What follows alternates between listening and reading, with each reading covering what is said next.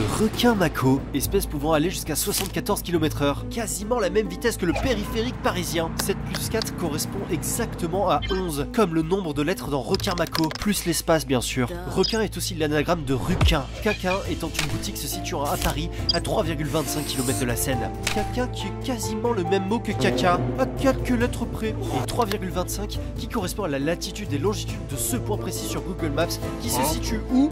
Dans l'eau, comme par hasard. Eau qui est extrêmement polluée, comme on peut le voir sur de multiples sites. Et je vous le donne en mille, qu'est-ce qui est aussi pollué?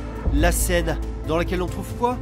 De l'eau. Et donc d'après notre raisonnement, des requins aussi. Ce n'est donc plus un secret, il y a bel et bien des requins dans la Seine.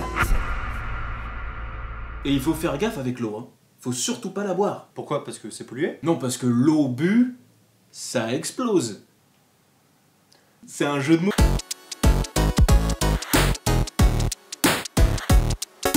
C'est pas mal ça. C'est bientôt les JO à Paris et chaque jour qui nous rapproche de l'événement nous rappelle à quel point on n'est pas du tout prêt pour accueillir autant de monde. Cependant, dans tout ce marasme ambiant, une petite pépite nanardesque vient nous éclairer de sa divine lumière. Et cette pépite, c'est Sous la Seine de Xavier Gans, sorti le 5 juin 2024 sur Netflix. Le pitch est s'il y avait un requin dans la Seine. Eh, y a la belle idée quand même. J'achète. Alors évidemment ça va spoiler un max, donc si vous n'avez pas vu le film, regardez-le, et si vous en foutez, bah tant mieux pour vous. Le film s'ouvre sur un plan d'un bateau au large du Pacifique, au sein du continent plastique. On fait la connaissance d'une équipe de chercheurs dont Sophia, interprétée par Bérénice Bejo, qui s'intéresse à l'évolution d'un requin mako femelle, aussi appelé la terrifiante Balise 7. Mais nous on va l'appeler... Le requin chétan fait son apparition devant l'équipe de Sophia, sauf qu'il y a comme un problème parce que le requin fait 7 mètres de long, ce qui n'est pas normal pour un requin mako. Putain madre, mais qu'est-ce que c'est que ça? Le mari de Sophia prélève donc délicatement un échantillon sur Pasquale pour voir ce qui cloche. Et forcément ça ne lui plaît pas trop, alors elle croque tout ce joli petit monde. Sophia, inquiète pour la santé de son équipe qui vient de se faire violemment démembrer, décide de se jeter à l'eau pour les sauver, armée de son petit harpon. Oulala, c'est pas bien joué ça, hein. Oh, t'es dur, ça va. Essaie de jouer la surprise sous l'eau avec un masque en prime. C'est super compliqué. Oui bon, ok, mais quand même... Donc Pasquale, qui se laisserait bien tenter par un petit dessert, décide de faire visiter les fonds marins à Sophia.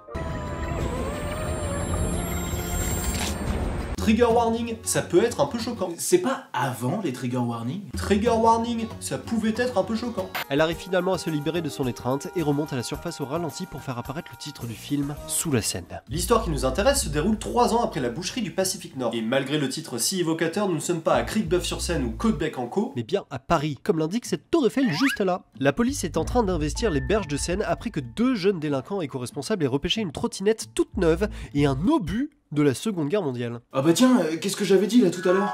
L'eau bue, ça explose. Un nouveau personnage nous est introduit, celui de Adil, le super gentil flic. En plus il est trop puissant. Qui est chargé de la sécurité des bords de Seine ainsi que du triathlon à venir. Mais Adil est tellement occupé qu'il n'a pas le temps de faire attention aux fautes de raccord. Je suis désolé, elle va prendre le relais. Pendant ce temps, Sophia regarde en boucle depuis 3 ans le DVD Blu-ray des derniers instants de son mari. Ce qui, contre toute attente, ne l'aide pas à tourner la page. Elle apprend que est de retour grâce à Mika, jeune activiste pro-requin et écolo. Comment comprendre que c'est une écolo? Cheveux bleus. Cheveux bleus?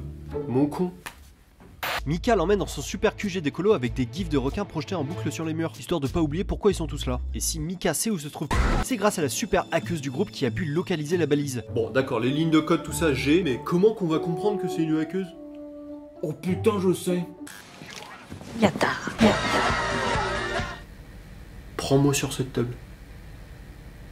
Le requin tueur est effectivement de retour et pas n'importe où.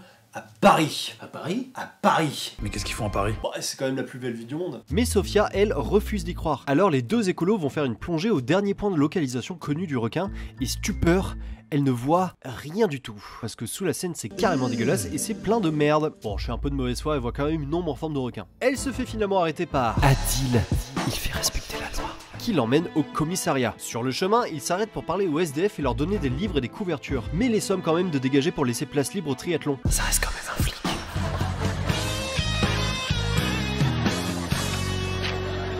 L'eau bue, ça explose.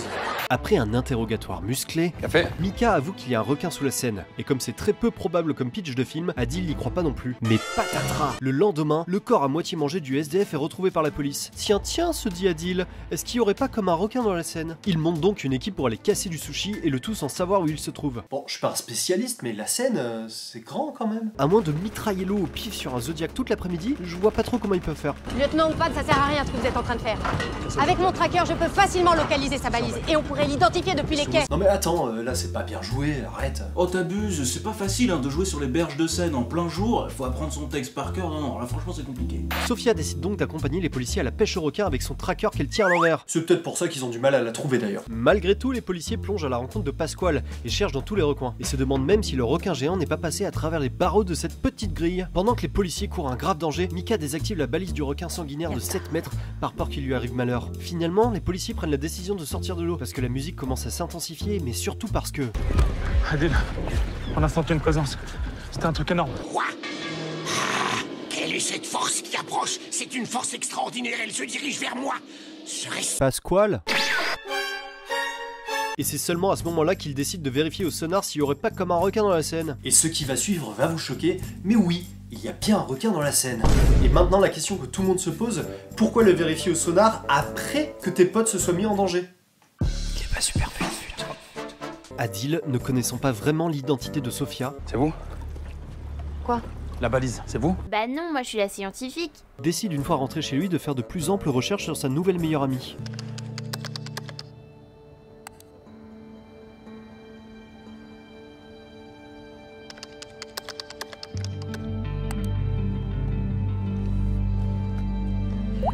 Cette histoire de requin, c'est bien mignon, mais je vous rappelle que dans quelques jours, c'est le triathlon. C'est donc tout naturellement qu'ils vont prévenir Madame la Mère. Madame la Mère, un requin extrêmement dangereux vit sous la Seine. Oui, du coup, il faut à tout prix annuler le triathlon, sinon on court au massacre. Mais attendez, vous savez combien ça coûte un triathlon? Allez, cassez-vous là. Une fois de retour au commissariat, il tombe sur la hackeuse Otaku Kawaii bandeuse du Japon qui les prévient du danger à venir. Effectivement, en réactivant la balise, toute l'équipe découvre avec effroi que le requin se trouve désormais au Clark Hot Dogs.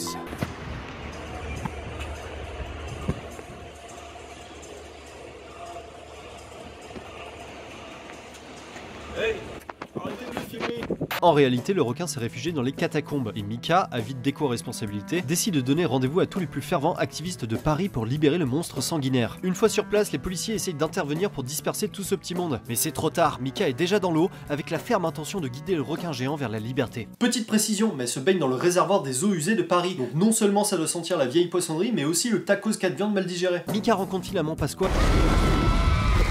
Trigger warning, certaines scènes peuvent choquer. Ton timing de prévention, il est pas top dans cet épisode, je vais pas te mentir. Un mouvement de panique se crée et naturellement tout le monde se jette à la flotte pour fuir le requin. Et là c'est buffet à volonté pour notre ami Pasquale. Trigger warning. La hackeuse meurt noyée suite à la cohue générale, certains sortent de l'eau sans leurs jambes, d'autres sans leurs bras, un des flics se fait bouffer et là Adil reprend la situation bien en main. Contrairement à lui qui en a pas.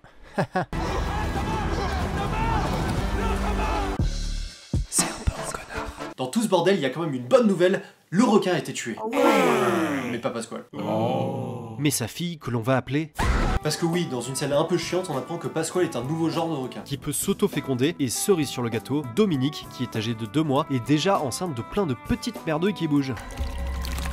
Trigger warning. Suite à la tuerie qui a fait 12 morts, la mère prend la sage décision de maintenir l'événement. The show must go on, comme on dit, et décide de confier la gestion de la sécurité à l'armée, notamment à des snipers positionnés sur les ponts de Paris. Pardon, mais je me permets de faire une pause. Des snipers pour tirer sur un requin qui est sous la Seine. Déjà, l'eau est tellement dégueulasse qu'elle est opaque, on n'y voit pas à 5 cm, donc paye ta logique. Et ensuite, une balle de ce calibre se désintègre à la surface de l'eau. Donc aucune chance de toucher un requin. Le seul risque, c'est de fumer par inadvertance un nageur. Dépité par la décision de la mère, on retrouve nos 2 héros qui apprennent à mieux se connaître. Pourquoi t'as quitté l'armée? J'ai eu peur de mourir. Suite à cette histoire émouvante, Adil et Sophia montent une équipe et façonnent un plan. Étape 1, mettre un max de bombes dans la fosse à merde qui sert de nid aux requins. Étape 2, utiliser les platines DJ de Sophia pour les attirer dans le piège. Étape 3, fêter ça au Macumba et sushi pour tout le monde. La course est sur le point de démarrer sous la supervision rassurante de tous les militaires expérimentés et au sang-froid à toute épreuve. Excusez-moi madame, mais il se passe quoi là?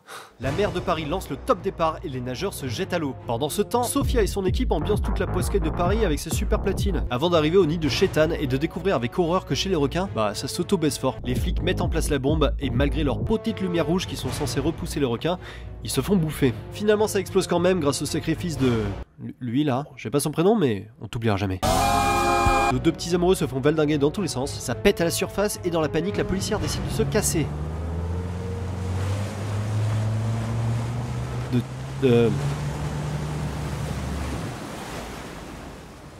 Ok, ça n'a servi à rien. Dans un esprit de vengeance, Pasquale la destructrice passe à travers les décombres et envoie valdinguer le bateau dans une farandole de fort accord. Hop hop hop hop hop. Les derniers intermittents du spectacle se font bouffer, il ne reste donc plus que nos deux héros.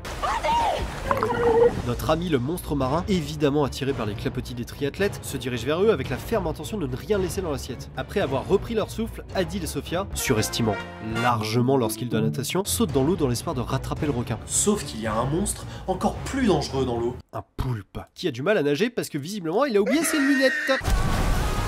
L'armée se décide enfin à tirer au pif en espérant toucher sa cible. En esquivant les balles, le requin Sigma va remuer le fond de la Seine. Et qu'est-ce qu'il y a dans le fond de la Seine? Et il faut faire gaffe avec l'eau, hein. Faut surtout pas la boire. Et puisque visiblement la Seine est composée à 87% d'obus et autres engins explosifs, ça pète plus fort que dans une soirée flageolée. Et j'ai pas besoin de vous rappeler vos cours de physique de 5ème. Mais évidemment, ça multiplie la quantité d'eau d'Île-de-France d'au moins par 1000, provoquant un tsunami dévastateur. Paris se retrouve submergé, les ailerons de requins sont partout, et Madame la Maire fait trempette pour l'éternité. Il y a même des requins dans le métro. Et c'est la fin de Sous la Seine de Xavier Gans. Vu le script de base et le résultat final, j'ai l'impression qu'on est plus sur un film qui se veut divertissant, sans prise de tête et sans avoir l'ambition de bousculer les schémas établis. Et franchement, pourquoi pas? Pas besoin que tout soit sérieux tout le temps. Le réalisateur le dit lui-même. Que ça reste un divertissement populaire, parce que voilà, j'aime le cinéma populaire et j'ai pas de honte à faire du divertissement parce que je trouve ça super. Voilà, tant que c'est assumé, y a pas de souci. C'est un peu comme un Transformers ou un Fast and Furious. On s'en fout de savoir si c'est crédible.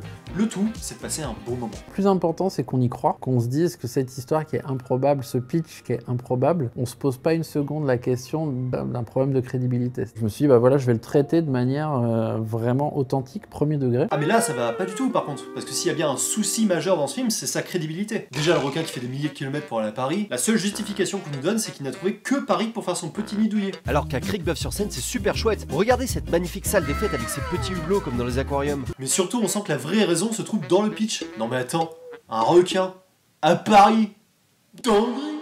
Il y a pléthore de personnages qui sont bourrés de clichés et qui ont des dialogues ou réactions complètement déconnectés de la réalité. Il y a évidemment ce passage où la policière fait des petits tours en bateau.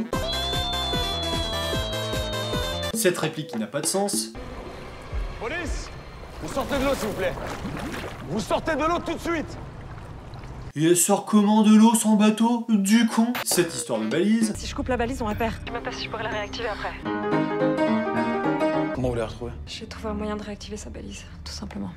Ok. Ce truc. Comment abordez-vous cette journée? Et il est quoi, secrétaire ou chef d'orchestre? Et bien sûr, le point d'orgue du film, les obus qui explosent dans la scène par milliers, alors qu'ils sont censés être sans système d'allumage. D'ailleurs, le saviez-vous? Le film s'est inspiré de ce véritable événement en 2022, où ils ont réellement trouvé 154 obus dans la Seine. Sauf que Théma la tronche des obus. Là, on a plus l'impression qu'ils ont passé des décennies sous l'eau. Et on a encore et toujours dans le rôle du méchant le requin Shaitan. Et je voulais absolument dédiaboliser le requin qu'on a pu voir au cinéma. Aujourd'hui, le requin au cinéma a tout le temps été diabolisé. C'était se dire non, bah, j'ai une approche documentariste finalement de ce qu'est un requin. Bah, on n'a pas vu les mêmes documentaires. Le mouton est un animal.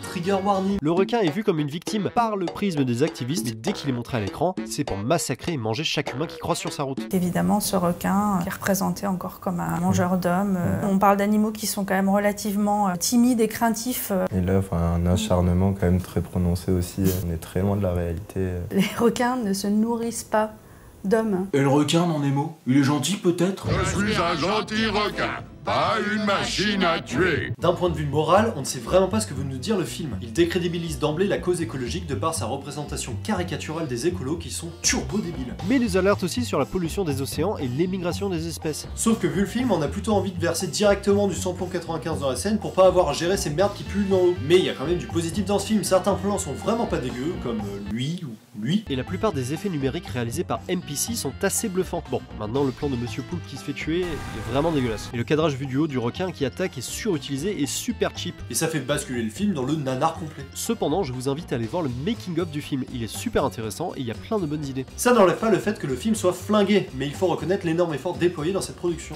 Notamment cette roue mécanique qui permet de faire tourner la caméra sur son axe à 360 degrés sous l'eau. Ce qui est bien inutile si vous voulez mon avis. Étant donné qu'on est sous l'eau, il n'y a pas d'échelle ni de valeur de plan pour se repérer dans l'espace. Surtout pour des plans de moins d'une seconde. Donc clairement, l'effet aurait pu être fait en post-production en jouant sur la rotation de l'image complète. Les scènes d'action sont dans la majorité bordéliques et indigestes. Ça coupe dans tous les sens avec des plans trop rapprochés et aucun repère dans l'espace. On est paumé la plupart du temps. Par exemple, au début, quand Sophia se fait entraîner dans les fonds marins, j'ai eu du mal à comprendre pourquoi. Ce n'est qu'après la deuxième ou troisième fois que j'ai capté que c'était ce filet qui lui accrochait le pied. Et mon dieu que ce pari a l'air vide. Il y a vraiment 2 ou 3 pecnos par-ci par-là, qui sont sûrement des passants curieux qui regardent le tournage de loin. En résumé, ce film, c'est beaucoup de mauvais choix avec 20 millions d'euros de budget. Et une note hallucinée qui frise l'humiliation.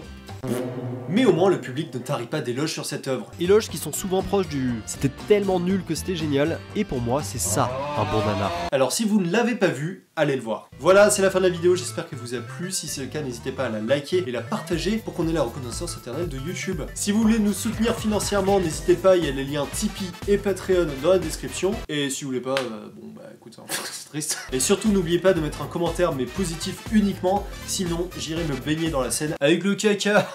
Trop drôle. Allez, salut. C'est la fin de...